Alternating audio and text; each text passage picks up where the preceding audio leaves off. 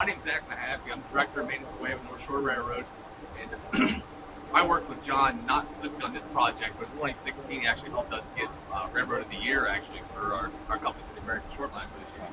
We moved over 50 high and wide loads in 2016, and John ran a live load analysis on all of our bridges from Northumberland to Berwick, and then from Milton to Winfield, where we delivered a lot of high and wide. So John was very integral in helping us deliver these loads to win Railroad of the Year, which is something that our feather in his cap that goes above and beyond just this bridge structure.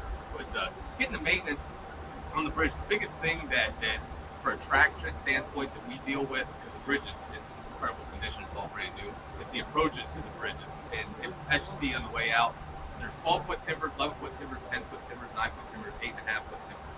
What that does is that spreads the load out of a long period of time. And in railroad, you want everything gradual. You never want anything rapid. So coming off a bridge, Jason, our bridge engineer, can probably allude to a little better. It's a lot of shear force coming off bridge, coming off it, which creates some dips where you lose ballast. A lot of maintenance that we do is replace riprap or concrete blocks on the approaches to retain the ballast, to try to eliminate these rapid shear force coming off the bridge. We cover such a fixed object to a little more of a spongy ballast area, so it gives a little more. You get a little dip there, and then eventually, if you don't keep up with maintenance on it, it could cause major issues with your rail traffic. But with this, I mean, this structure, something else we look for is make sure the bolts are tight. Not only the track bolts, but the J bolts. And what J bolts do is they attach the bridge ties to the beam underneath. And if they fall apart, then this metal strapping here can allow the ties to smooth, which isn't good.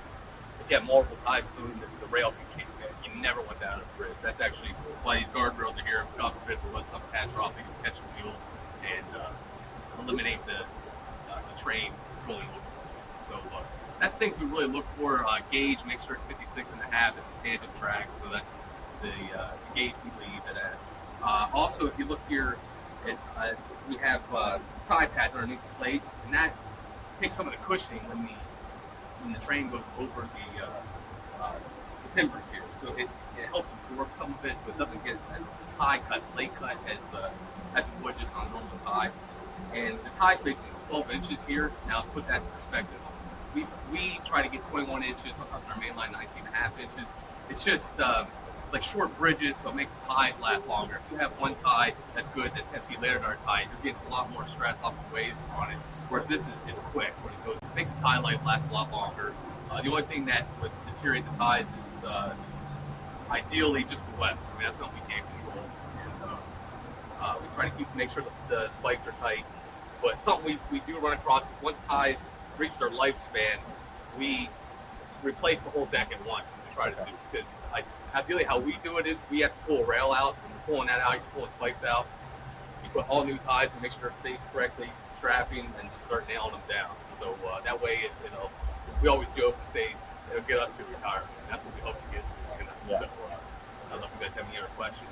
Yeah, can you explain one more time the different parts and the purpose? You mentioned it once, but just reiterate the purpose of the guardrail versus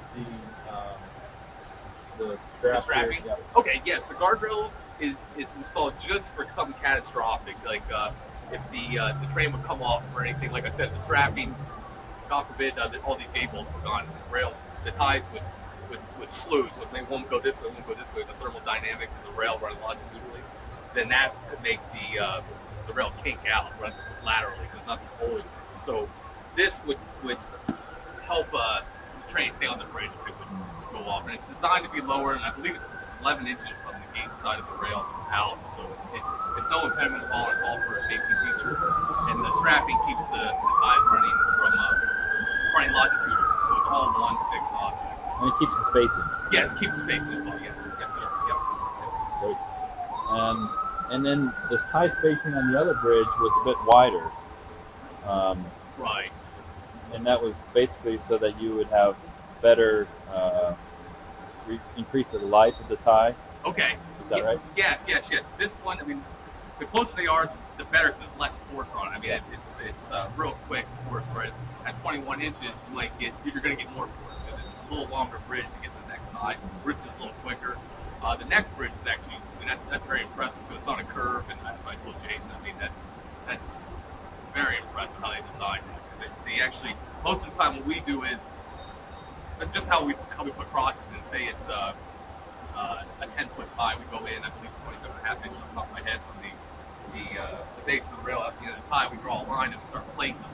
Well, for that, I mean, it's different because it works its way out. So I told him, I said, man, that design had interest, but it's a lot that goes into it. As you see, the end product is very, very impressive. Mr. Conrad and Jason knew exactly what they were doing. It's very impressive. Great, thank you. Thank you, guys.